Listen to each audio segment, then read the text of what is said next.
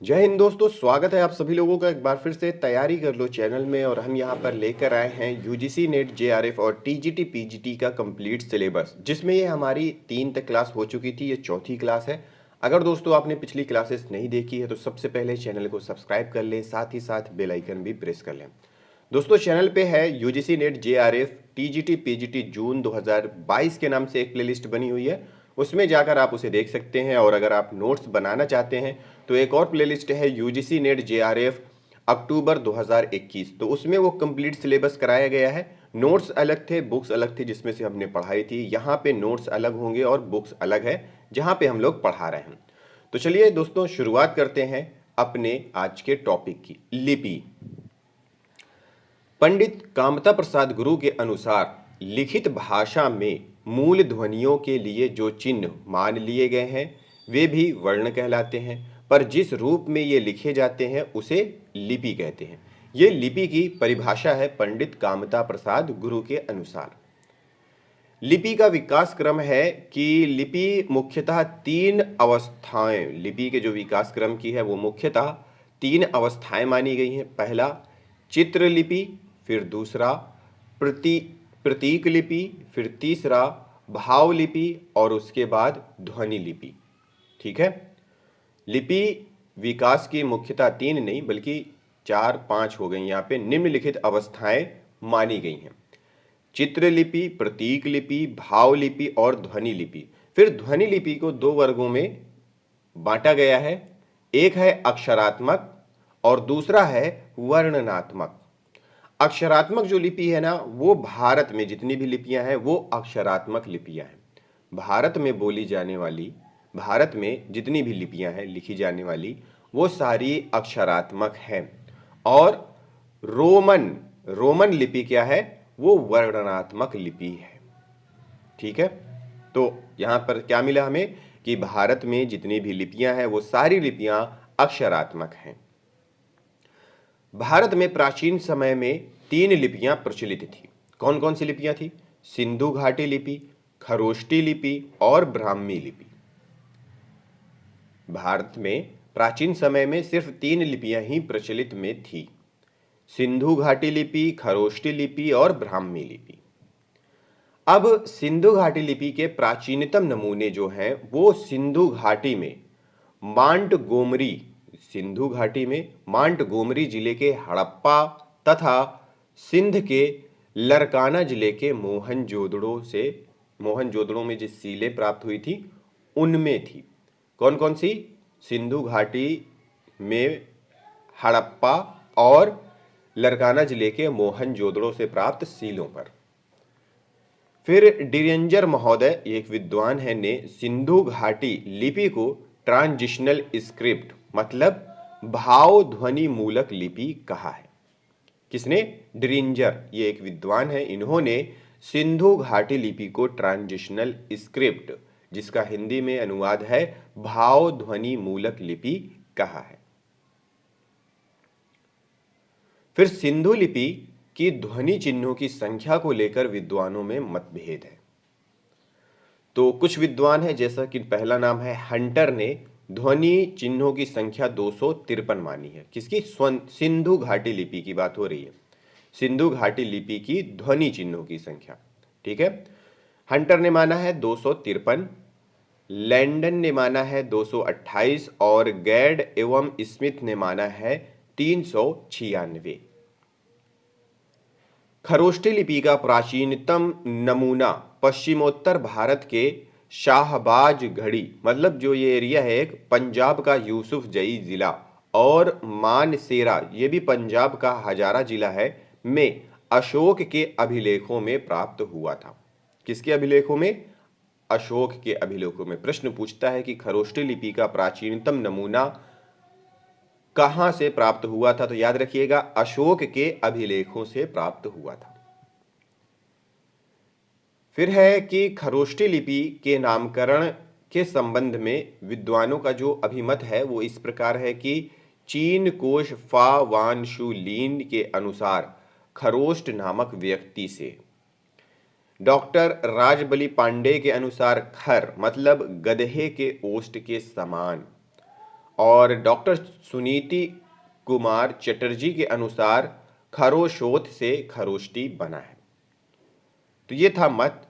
अब यह है कि खरोष्टी दाएं से बाएं लिखी जाती है, ठीक है, दाएं से बाएं लिखी जाती है खरोष्टी लिपि। सॉरी, दाएं ये हो गया और बाएं ये हो गया, ठीक है, उल्टा लिखी जाती है, जैसे कि ये।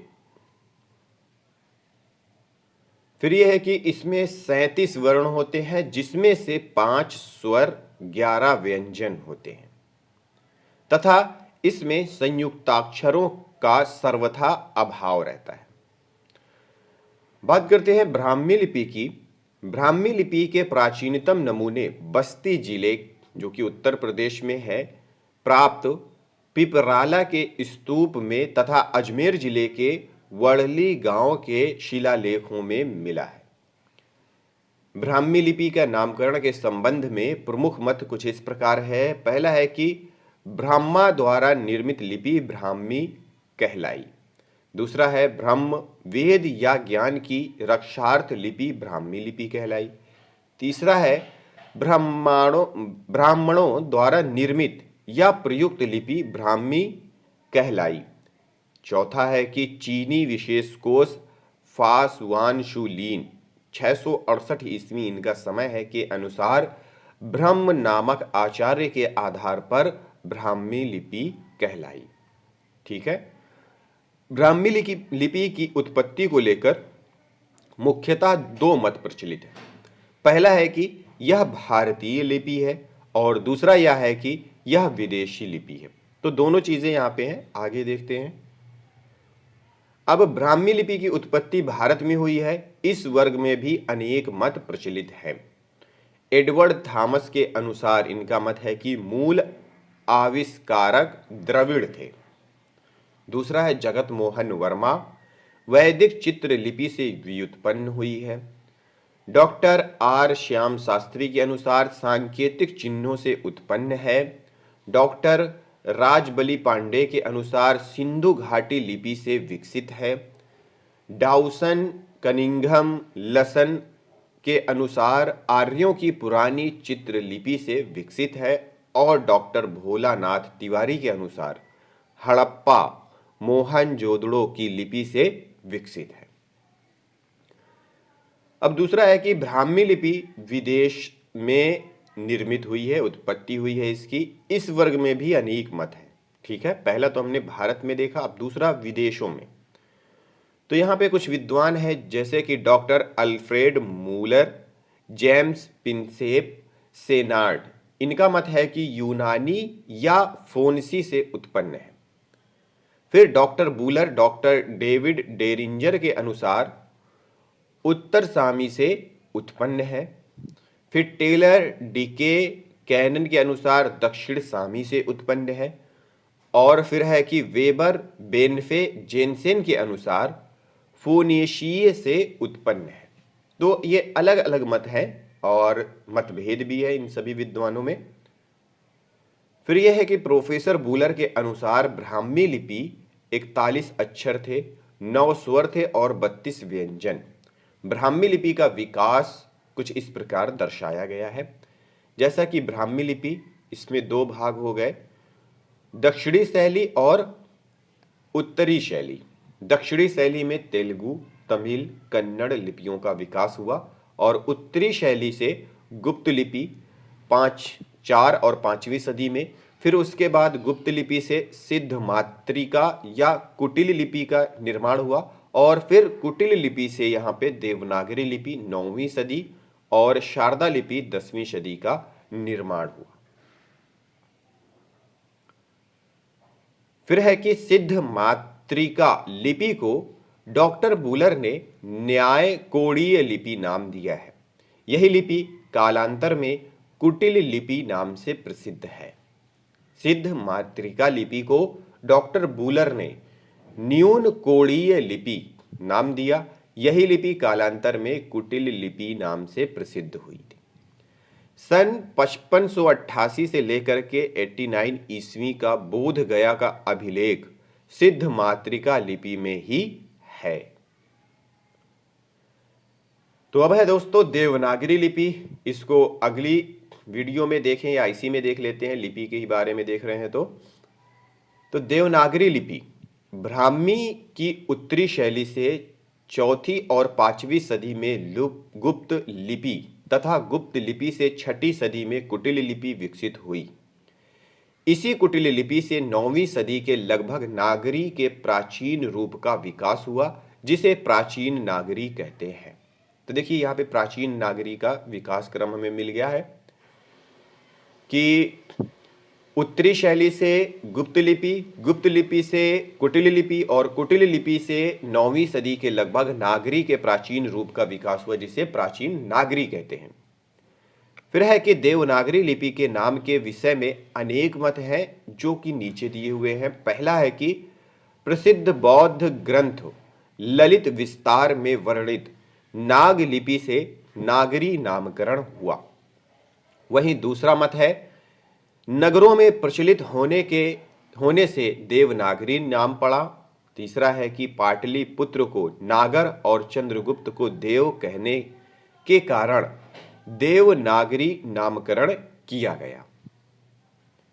फिर अगला मत है कि श्री आर श्याम शास्त्री के अनुसार देवताओं की प्रतिमाओं के बनने के पूर्व उनकी उपासना सांकेतिक चिन्हों द्वारा होती थी, जो कई प्रकार के त्रिकोणादि यंत्रों के मध्य में लिखे जाते थे।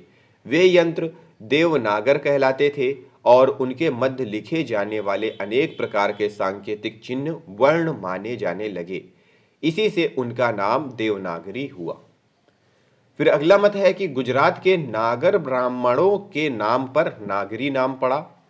फिर अगला मत है कि डॉक्टर धीरेन्द्र वर्मा के अनुसार मध्य युग के स्थापत्य की एक शैली का नाम नागर होने से नागरी नाम पड़ा। देवनागरी का जो सर्वप्रथम प्रयोग है वो गुजरात के राजा जयभट्ट 7वीं से 8वीं सदी ईस्वी के एक शिलालेख में मिलता है।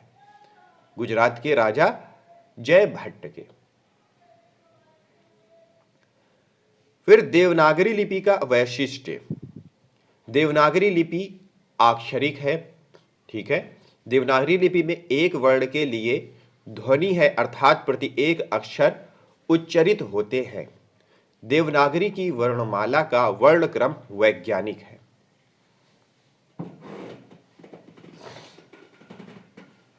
सुधार। सर्वप्रथम बाल गंगाधर तिलक ने 1904 ईस्वी में अपने पत्र केसरी के लिए 1926 टाइपों की छटाई करके 190 टाइपों का एक फॉन्ट, जिसे तिलक फॉन्ट भी कहते हैं, बनाकर देवनागरी लिपि सुधार का आरंभ किया। तो देखिए दोस्तों, यहाँ पे तिलक फॉन्ट करके पूछ सकता है। तो सर्वप्रथम बाल गंगाधर तिलक ने 1904 ईस्वी में अपने पत्र केसरी के लिए 1926 टाइपों की छटाई करके 190 टाइपों का एक फॉन्ट बनाया, जिसे तिलक फॉन्ट भी कहते हैं, बनाकर देवनागरी लिपि सुधार का आरंभ किया। सर्वप्रथम महाराष्ट्र के सावरकर बंधुओं ने छोटा आ की 12 खड़ी तैयार की तथा महात्मा गांधी के हरिजन सेवक में इसका प्रयोग हुआ। फिर सर्वप्रथम डॉक्टर श्याम सुंदर दास ने पंचमाक्षर णा, या, ना, ना, मा, मतलब ये सब आधा है, के स्थान पर अनुस्वार अम के प्रयोग का प्रस्ताव रखा, ऊपर जो बिंदी होती है। फिर डॉक्टर गोरख प्रसाद ने मात्राओं को व्यंजन के बाद दाहिने तरफ लिखने का प्रस्ताव रखा। उसके बाद श्रीनिवास ने सुझाव दिया कि महाप्राण वर्णों के बदले अल्प प्राण वर्णों के नीचे कोई चिन्ह लगा दिया जाए, जिससे वर्णों की संख्या में कमी आएगी। फिर उसके बाद हिंदी साहित्य सम्मेलन के इंदौर के 24वें अधिवेशन में सन 1935 ईस्वी में महात्मा गांधी के सभापतित्व में नागरी लिपि सुधार समिति का गठन किया गया। नागरी लिपि सुधार समिति के संयोजक काका कालेलकर थे। सम्मेलन में कुल 14 सुझावों को स्वीकार किया गया था। नागरी प्रचारिणी सभा ने सन 1945 ईस्वी में नागरी लिपि सुधार हेतु एक समिति का गठन किया था। उत्तर प्रदेश सरकार ने 31 जुलाई 1947 में आचार्य नरेंद्र देव की अध्यक्षता में नागरी लिपि सुधार समिति का निर्माण किया। इस समिति की कुल 9 बैठकें हुई तथा समिति ने 25 मई 1949 को अपनी रिपोर्ट प्रस्तुत की। इसके बाद नरेंद्र देव समिति की रिपोर्ट के बाद उत्तर प्रदेश ने 28-29 नवंबर सन 1953 ईस्वी में नागरी लिपि सुधार संबंधी सुझावों पर विचार करने के लिए लखनऊ में लिपि सुधार परिषद का गठन किया और विभिन्न राज्यों के मंत्रियों और विद्वानों को परिषद में आमंत्रित किया। उत्तर प्रदेश सरकार द्वारा गठित लिपि सुधार परिषद की बैठक की अध्यक्षता तत्कालीन उपराष्ट्रपति डॉक्टर सर्वपल्ली राधाकृष्ण ने की थी। डॉक्टर सुनीति कुमार चटर्जी ने कतिपय परिवर्तनों के साथ देवनागरी लिपि के स्थान पर रोमन लिपि को स्वीकार कर लेने का सुझाव दिया था। तो अब है दोस्तों राजभाषा आयोग, जिसको हम लोग अगली वीडियो में पढ़ेंगे। इस वीडियो को यहीं पे समाप्त करते हैं। राजभाषा आयोग में हम वो चीज़ पढ़ेंगे कि हमारा जो भारत का संविधान है वो क्या कहता है, उसमें किस प्रकार से वर्णित किया गया है देवनागरी लिपि को, राजभाषा को, या फिर हमारी जो राष्ट्रभाषा है उसको। तो चलिए दोस्तों, मिलते हैं अगली वीडियो में अगले टॉपिक के साथ। इस वीडियो को यहीं पे समाप्त करते हैं। इस वीडियो को देखने के लिए आप सभी लोगों का बहुत बहुत धन्यवाद।